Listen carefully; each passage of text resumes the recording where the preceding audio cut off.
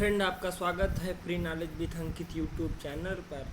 Friend, आज हम आपको मध्यकालीन भारत के प्रमुख वंशों जैसे गुलाम वंश के महत्वपूर्ण प्रश्नों को हल करेंगे, जो हर एक एग्ज़ाम में बार बार पूछे जाते हैं। आइए हल करते हैं पहले क्वेश्चन से। ठीक है, गुलाम वंश की स्थापना किसने की? आप जानते हैं इसकी स्थापना कुतुबुद्दीन ऐबक ने की 1206 ईस्वी में की थी और इन्होंने अपनी राजधानी लाहौर बनाई। राजधानी कहाँ बनाया था? लाहौर को बनाया था। ठीक है, अगले क्वेश्चन को देखते हैं। कुव्वत उल इस्लाम मस्जिद का निर्माण किसने करवाया?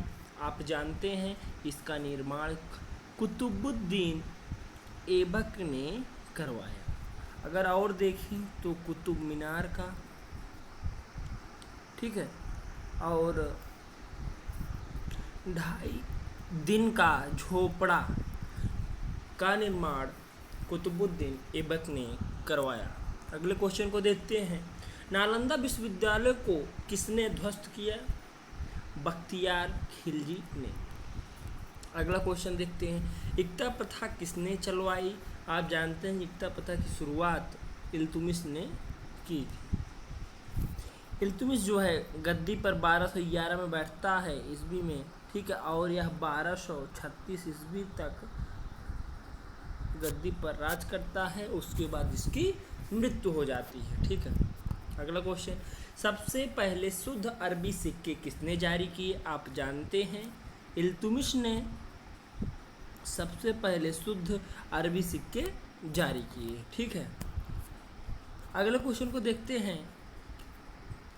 तुर्कान ए चिहलगामी का निर्माण किसने किया? आप जानते हैं इसका निर्माण इल्तुतमिश ने किया। ठीक है, अगर यही प्रश्न पूछता कि तुर्कान ए चिहलगामी को किसने नष्ट किया तो इसका आंसर बलबन हो जाता। ठीक है, अगले क्वेश्चन देखते हैं। लाहौर से राजधानी दिल्ली किसने लाई?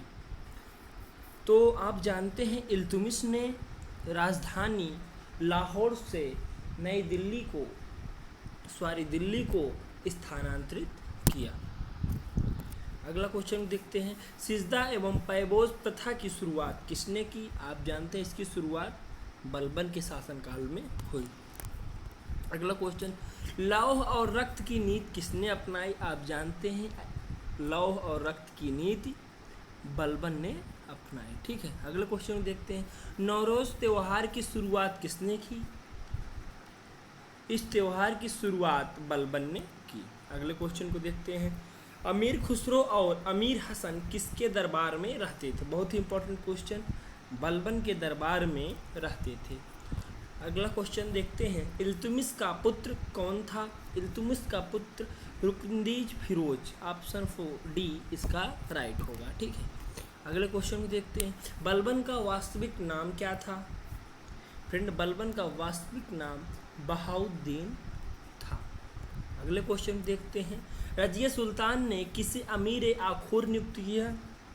जमालुद्दीन याकूत को जो है इन्होंने अमीर आखूर नियुक्त किया। ठीक है, अमीर आखूर का अर्थ होता है घोड़े का सरदार। घोड़े का सरदार। ठीक है, अगले क्वेश्चन देखते हैं। गुलाम वंश का अंतिम शासक कौन था?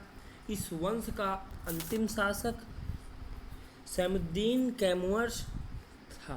ऑप्शन बी सही है।